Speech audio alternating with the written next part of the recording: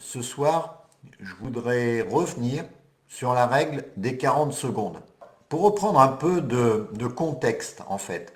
En 2013, quand j'ai créé mon premier blog, ça fait 10 ans, hein, quasiment, ça fera 10 ans au mois de septembre, eh bien, j'ai parlé tout de suite de la règle des 10 minutes. Et quand j'ai parlé de la règle des 10 minutes, je me suis fait insulter. Les gens m'ont dit, mais on va pas monter 10 minutes, ça n'a pas de sens, on a le temps de rien faire en 10 minutes, etc. Ça m'a posé problème parce que j'arrivais pas à expliquer ce que c'était cette règle des 10 minutes. Et puis, aujourd'hui, j'en suis à la règle des 40 secondes. Alors vous allez vous dire, là, il a vraiment pété les plombs parce que monter 10 minutes, c'était déjà pas beaucoup. Alors monter 40 secondes, là, il va pas bien. Mais il faut revenir là-dessus. Il ne s'agit pas de monter 10 minutes ou de monter 40 secondes. Il s'agit de travailler par fractionnement, comme le faisait Dorgex en fait. J'ai rien inventé. Dorgex, il travaillait 3 minutes. Les temps de travail de ses chevaux, c'était 3 minutes. Ensuite, il faisait une pause. C'était déjà intéressant. Le colonel Card, je l'ai souvent dit sur ce groupe, écuyer en chef du cadre noir de Saumur, il travaillait 30 secondes et il demandait quelque chose de différent toutes les 30 secondes. Donc, on a plusieurs façons, donc les 3 minutes, les 30 secondes, les 10 minutes. En fait, ma méthode de travail fractionné des 10 minutes, c'était pour les chevaux qui avaient mal au dos. Pour les chevaux qui n'avaient pas mal au dos, on pouvait aller jusqu'à 20 minutes. Mais la plupart des chevaux ont mal au dos en réalité, hein. Il y a très très peu de chevaux qui n'ont pas mal au dos. Donc, il y a très peu de chevaux où on peut dépasser 20 minutes dessus. Et ensuite, il faut faire une pause. Ça ne veut pas dire que vous ne pouvez pas reprendre. Ça veut dire qu'il faut faire une pause à 20 minutes maximum.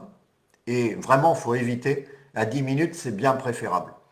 J'essaye de ne pas dépasser un quart d'heure, moi, avec les miens. Et puis, ça, c'est ma règle de base, en fait. Je fractionne, ça s'appelle le travail fractionné. 10 minutes en selle, 2 ou 3 minutes à pied, etc., etc. Et je continue. 10 minutes en selle, 2 ou 3 minutes à pied. Et dans une séance d'une heure, je suis descendu 4 fois. Ou 3 fois, on va dire. En fait. Et ça marche très bien. Ça marche très bien pour le physique du cheval et ça marche très bien pour le mental du cheval. Parce que le cheval, il a une pause plus fréquente qu'au bout d'une heure, une vraie pause dans laquelle on descend, dans laquelle on désangle. Et psychologiquement, c'est vraiment très puissant pour s'en faire un allié, en fait, un partenaire. Quand on est une heure dessus, je ne vois pas comment on peut s'en faire un partenaire. Parce que on est un boulet en fait. Passé 20 minutes, le cheval il a mal au dos, il pense à autre chose, il est déconcentré, il a mal aux muscles. Enfin bref, quoi qu'on fasse, ça ne va pas aller. Il y a très peu de chances que ça aille. Alors que quand on respecte cette règle des 10 minutes, le cheval nous ressent complètement différemment. Pourquoi j'en suis arrivé à la méthode des 40 secondes en fait? Eh bien, pareil que pour la méthode des 10 minutes. En fait, j'avais constaté qu'au bout de 10 minutes, le dos des chevaux, il prenait cher. Donc, c'est pour ça que j'avais plafonné sur ma jument Palanza qui avait un dos extrêmement cassé, extrêmement fragile, qui posait beaucoup de problèmes. Et j'avais institué cette règle des 10 minutes et ça m'a permis de non seulement de préserver, mais d'améliorer son dos. Et aujourd'hui, elle a un dos parfait. Elle a un dos horizontal, elle a un dos tendu, elle a un dos qui est parfait grâce à la règle des 10 minutes que j'applique tout le temps avec elle. Bon, la règle des 40 secondes, c'est la même idée. C'est-à-dire qu'un muscle qui force, l'idéal, c'est de le faire forcer pendant 40 secondes. Et au-delà, on perd notre temps. En dessous, on peut le faire, si le cheval n'est pas forcément prêt, mais au-dessus, ça ne sert à rien. Bon. Alors vous allez me dire, oui, mais 40 secondes, on attend de rien faire, etc., etc. Eh bien écoutez, reculez pendant 40 secondes avec votre cheval et vous allez m'expliquer si c'est pas long. De 40 secondes de reculer, ça fait 40 mètres. Essayez de reculer 40 mètres avec votre cheval. Et expliquez-moi que c'est pas long. Essayez de faire 40 secondes d'épaule en dedans. Et expliquez-moi que c'est pas long. Mais contre quoi je m'insurge là, c'est par exemple les gens qui vont mettre un enraînement à leur cheval pour le mettre dans une attitude et qui vont le laisser une demi-heure ou une heure. Par exemple, des élastiques à la longe ou un PSOA pour ceux qui connaissent, à la longe. Donc pour faire baisser la tête du cheval. Donc ils vont lui mettre la tête en bas et ils vont le tourner pendant 20-30 minutes. Et bien là, c'est catastrophique parce que le cheval va garder la même attitude pendant 30 ou 20, 30 ou 40 minutes, alors qu'il aurait fallu qu'il la garde pendant 40 secondes. Parce qu'au-delà, c'est du temps perdu. Mais le problème, c'est que à 20 minutes de travail vers le bas en extension d'encolure, il y a des gens, c'est des ayatollahs de l'extension d'encolure. Ils font 1 heure de séance en extension d'encolure. Eh bien, c'est une méthode d'ailleurs, c'est une déformation de la méthode Pradier en réalité. La méthode Pradier qui est très bien, mais Pradier il n'a jamais dit ça. Donc la méthode a été déformée, les gens font 1 heure d'extension d'encolure et ils détruisent leur cheval au niveau du physique en fait. Et quoi qu'on fasse, ça part d'une bonne intention, mais passer 40 secondes sans faire de pause, eh bien on détruit le physique du cheval. Donc c'est pour ça que, alors évidemment, si vous faites un trotting, ça n'a rien à voir. Mais si vous faites un galop, ça n'a rien à voir. Vous faites le temps que vous voulez. 10, 20 minutes, pas de problème. Mais si vous faites une extension d'encolure, arrêtez-vous à 40 secondes. Laissez le cheval relever la tête. C'est comme si vous prenez une attitude et que vous restez figé dans cette attitude. Vous allez avoir des contractures, des courbatures très très vite. Une attitude assise où vous n'êtes pas bien assis, les contractures vont venir très vite si vous n'avez pas le droit de bouger. Donc, quand vous mettez un cheval dans une certaine attitude, si vous l'y laissez, et c'est même pareil quand vous le mettez en place, la tête verticale, vous mettez votre cheval en place, si vous le faites plus de 40 secondes, vous le figez dans une attitude. Et quand vous le figez dans cette attitude, eh bien, vous allez créer des contractures. Et je sais bien qu'une reprise de dressage, le cheval, il va devoir rester comme ça pendant plusieurs minutes. Mais bon, ce n'est pas tous les jours. Mais le reste du temps, ben, il faut alterner. C'est comme ça que le colonel Card a récupéré sa jument qui était complètement cassée dans tous les sens. 30 secondes. Lui, il travaillait en 30 secondes. 30 secondes d'extension d'encolure, 30 secondes où il remettait sa jument en place, 30 secondes où il tournait à droite, 30 secondes où il tournait à gauche, il s'arrêtait, 30 secondes de pas, 30 secondes de trop, et etc. Il demandait toujours quelque chose toutes les 30 secondes. On peut aller à 40, c'est même préférable d'aller à 40, c'est plus efficace, mais il ne faut pas aller plus loin. Alors, on va prendre l'exemple du reculé que je prenais tout à l'heure, par exemple. Donc vous avez deux solutions. Soit votre cheval, il connaît le reculé, il le fait bien. Eh bien, faites 40 secondes de reculé. Dorgex disait qu'on devait pouvoir reculer sur 60 mètres. Donc, faites 40 secondes, ça va faire 30 ou 40 mètres, et votre cheval aura fait un vrai travail d'assouplissement et de musculation. Ça ne sera pas du temps perdu. Mais imaginons que votre cheval, il ne sait pas reculer. Vous n'allez pas faire 40 secondes de reculer. Dans ce cas-là, vous allez apprendre à votre cheval à reculer.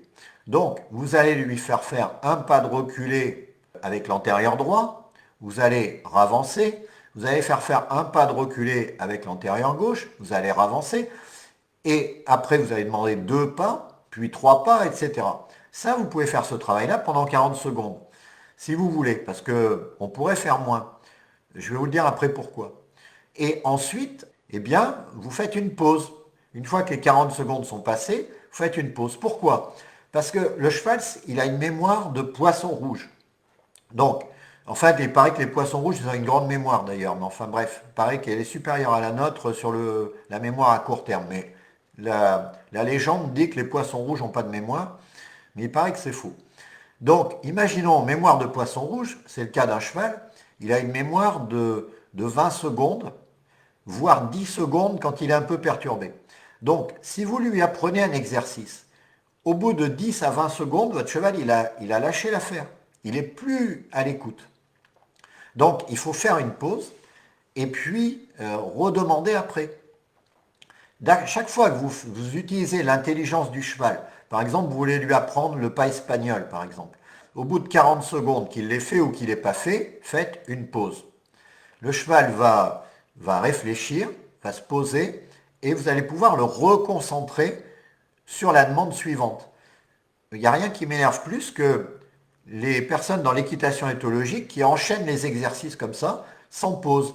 Bien sûr, si le cheval n'a pas besoin de réfléchir, on peut le faire, mais dès qu'on demande au cheval de la concentration, de la réflexion, eh bien le cheval n'a pas la capacité de se concentrer plus de 20 secondes, plus de 40 secondes si vraiment c'est pas trop compliqué. Donc ça sert à rien quand on veut lui apprendre quelque chose de le faire pendant 1 heure comme on voit des gens faire.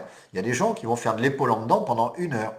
Et le cheval, il va être blasé, mais il ne sera pas du tout concentré, il ne va pas du tout réfléchir et il va se faire mal aux articulations parce que l'épaule en dedans, ça déforme les articulations.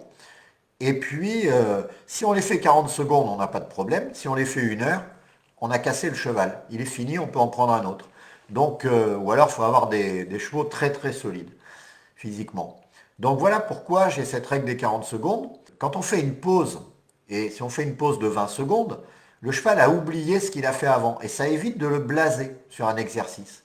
Le cheval a oublié, 20 secondes il oublie, et ensuite on peut reprendre le même exercice. On n'est même pas obligé de changer d'exercice, puisqu'il a oublié. Et sauf s'il a été frappé ou s'il a eu des douleurs ou tout ça, là il va s'en rappeler. Mais s'il n'a pas eu de traumatisme, il va oublier. Et donc, on va pouvoir recommencer. Et c'est par la répétition que les chevaux apprennent. Donc, on va travailler le pas espagnol 40 secondes, on va faire une pause de 20 secondes, on va retravailler le pas espagnol 40 secondes, on va refaire une pause de 20 secondes, etc. Évidemment, si le cheval est débutant dans l'exercice, on va être encore plus court. C'est-à-dire, dès que le cheval va faire mine de donner l'exercice, on va arrêter tout de suite et on va féliciter. On ne va pas attendre 40 secondes. 40 secondes, c'est pour un cheval qui connaît un minimum l'exercice. Parce que s'il ne connaît pas, eh bien, il faut vraiment récompenser avant que le cheval ait donné l'exercice, avant qu'il l'ait fait. C'est en félicitant avant que le cheval comprend ce qu'on attend de lui. Ce n'est pas dans la demande qu'il comprend, c'est dans l'arrêt de la demande, toujours. Donc, plus tôt on arrête la demande, plus vite il comprendra. Et il faut arrêter même si la demande n'est pas passée. Nuno Oliveira disait prendre et rendre des milliers de fois. Et c'est ça, on prend, le cheval n'obéit pas, on rend quand même. Puisque c'est dans le fait de rendre que le cheval va aller dans l'obéissance. Donc, 40 secondes, c'est même très très long sur ce genre d'exercice. On peut faire beaucoup, beaucoup plus court. Mais l'idée, c'est que on ne doit pas garder le cheval dans la même attitude physique trop longtemps. Et parce que les muscles se contractent, ils deviennent durs, et on ne muscle pas les bons muscles en fait en réalité. Les articulations prennent cher, et pour le mental, c'est 10-20 secondes. Après, on n'a plus, le cheval est plus connecté en réalité. Donc évidemment, quand le cheval est habitué, il peut rester connecté sans trop réfléchir et tout ça.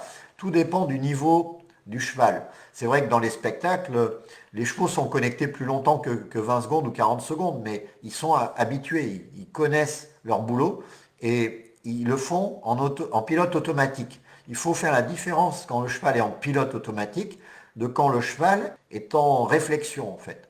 Parce qu'en réflexion, il ne peut pas y rester longtemps. C'est pas possible.